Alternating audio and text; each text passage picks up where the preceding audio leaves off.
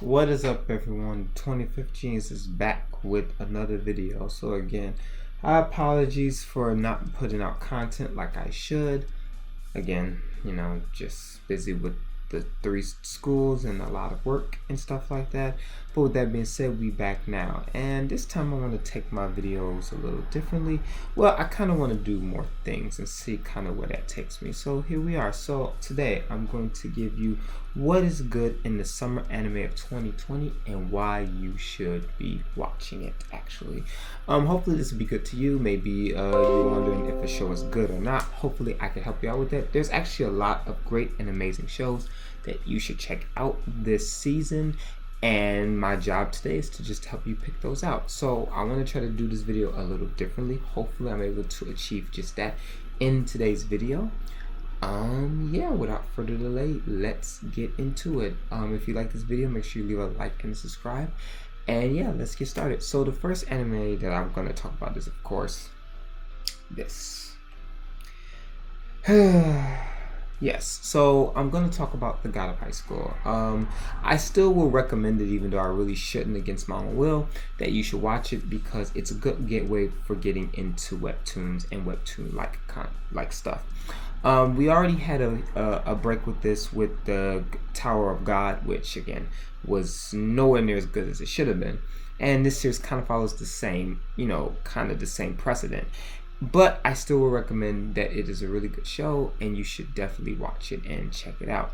Now, I did read, listen to, Crunchyroll's attempt to say why we didn't screw up, but, the fact comes out that, it's not as good as it seems, and that's always going to be my opinion about that. But again, for all of you who don't know, let's talk about it. So, God of High School follows the character by the name of Jin Marie, and Jin Marie has never lost a fight until recently, when he is told that he's offered a chance to compete in the God of High School, which basically all over Korea, they're going to find out who is the king of fighting in high school, and the person who wins gets to grant any wish that they so desire, and they can wish for anything that they want.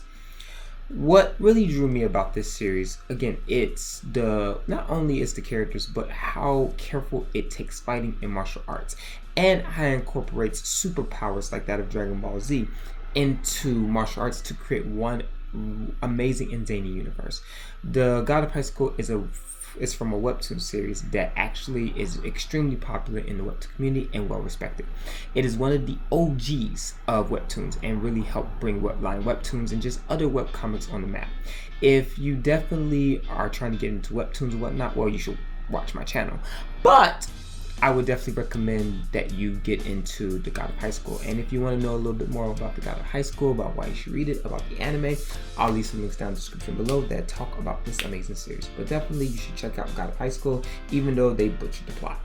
But honestly, they did a really good job with the action, and they are really careful how they choreograph fighting scenes and the animation to boot. So I really do respect that. But that's still not an excuse for me to make your story complete crap. But that's just me.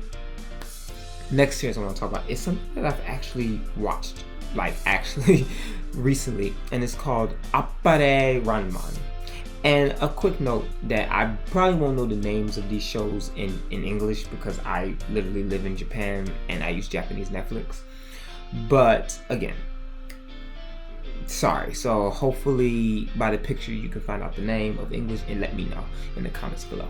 So Appare Ranman is actually, I feel, is the dark horse of the anime season for a lot of reasons. One, I mean, at first glance, he looks like, I don't know, like all the color, the rainbow just exploded on him. But honestly, it's a little more deeper than that, which I can't wait to share with you. So what is Appare Ranman about? So it's about a character by the name of Appare. And Appare comes from this kind of prestigious family, and his father really doesn't like the way he acts.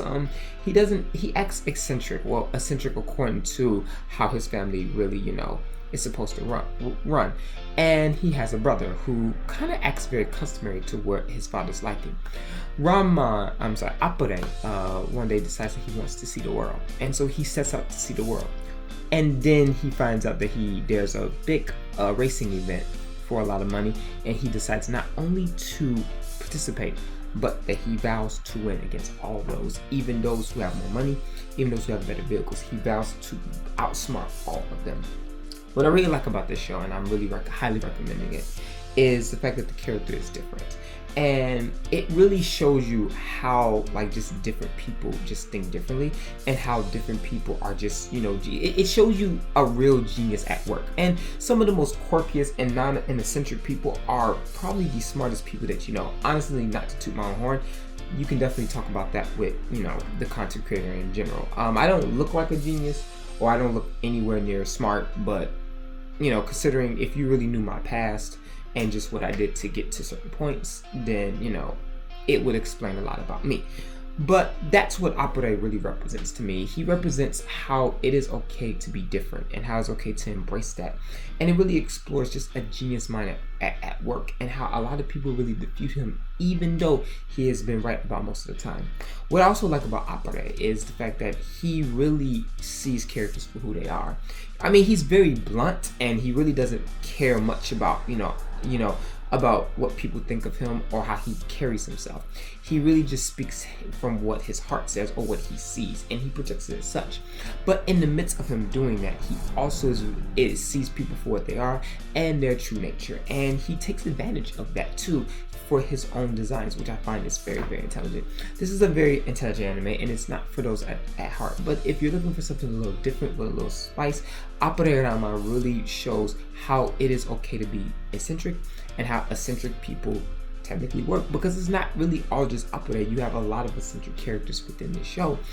And I really like that, because it's the opposite of, you know, certain other anime where it shows it in a funny sense, but it shows just how these types of geniuses really function in this world, and how they really think, and how they get through life.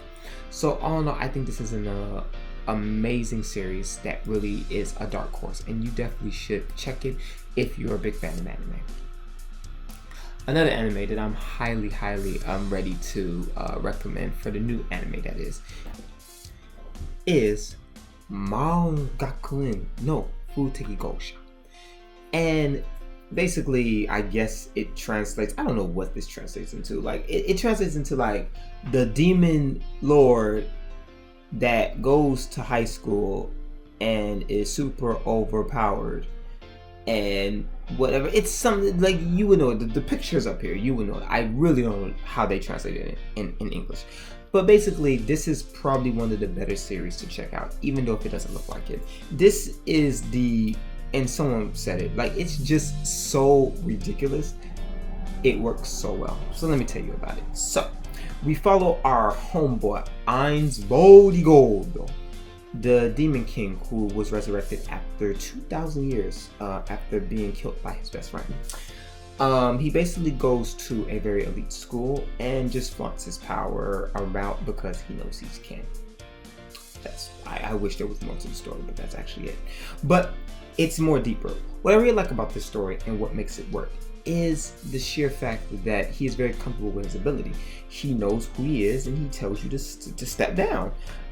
What's really great about his character is that he is so confident with himself that they really matched how he talks with other people. So it was one scene in which he says that to one of the characters, "Oh, your power is so low, I barely even noticed," and he literally blew his power out. And then he went to the same guy, and because he was bragging like, "Oh, I'm 10 times as powerful," and the guy was like, "So what? You're 1. So what? You're 10 now. Good job. Good for you. I'm so proud of you. Baby steps. Good. High five!" And proceeds to beat him. I love his dialogue, because his dialogue really talks as if he is the strongest demon lord that ever existed. And it's really hard sometimes to find, like, you know, Japanese anime that where their dialogue really reflects how the character is supposed to act. And I think the Maogakuen really does that to a specific T. He feels over the top, but judging his power scale, you can't really blame him for being always over the top. He is overpowered. He is insanely strong. Nothing can really beat him, and he knows what he can beat. And yeah, it just all really makes a good and amazing show. I wouldn't look too much at the fan service and all the other aspects. I would really look at to the main character and how he interacts in this world, and it will really help you about why the show is so good. Because it's like, he's the strongest character, and it's not like One Punch Man where you're just seeing the end. It really more is like his character development as well. Like, you're seeing him grow as a character, and how him growing as a character reflects how he fights and how he defeats his enemies. What I really like is that it was one scene in which he makes a joke and he's like, how is that? And she's like, oh, it's bad. And it's like, well, if it was 2,000 years, it would be accepted. And it's like, well, we live now, sir. I don't know what you're talking about. But honestly, if this is your type of cup of tea, or you're looking for something new, I definitely recommend Gakuen Mao. And yeah, it's a really good show. And then I want to talk about this anime. This anime is so good. It's called Kanajo Kairi Shimasu. Literally, if you can probably guess by the title, yes, I will want to rent a girlfriend. Now, this much I know. So, what is it about? We follow our homeboy, Kazuyo. And Kazuyo, seems to have it all. He has a lot of money. He goes to college and he has a cute girlfriend. But the cute girlfriend dumps him. In desperation, he ends up finding this app that rents girlfriends, to you for paying a fee. So he basically spends most of his income, which he should be saving, on like a degree or something. But he I'm not him.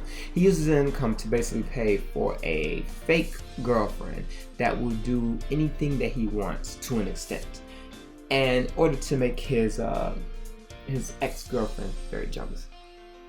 I think this is the best show of the season so far. That is not a continuation. The reason why I feel it's the best of the entire series, of the entire season, is basically because it really adds like a new flavor to the whole genre of boyfriend and girlfriends and dating and harems and tsundere. Like, I really respect what the show is trying to accomplish, that women do play, mind games for no reason. That sometimes, it's not always over with your exes, that it seems, and not everything is so black and white. These things seem very apparent, but I do feel like Kairi Shimasu really does to go extra above the mile to communicate those aspects of the scene. Also the characters are really good too, because there's some characters I really like, Mizuhara, and there's some characters I wish could just go burn in the dumpster they deserve. Mizu, mommy. And that's really good that an anime is able to convey that sort of many feelings and the emotions to me, because it makes it feel real and I can interact a little bit better. Point it all, I think that this show, Kairi Shimasu, is probably the best anime of the season. But again, check it out for yourself, and if you like it, I'm good, I did my job, and if you don't, well, there's other anime.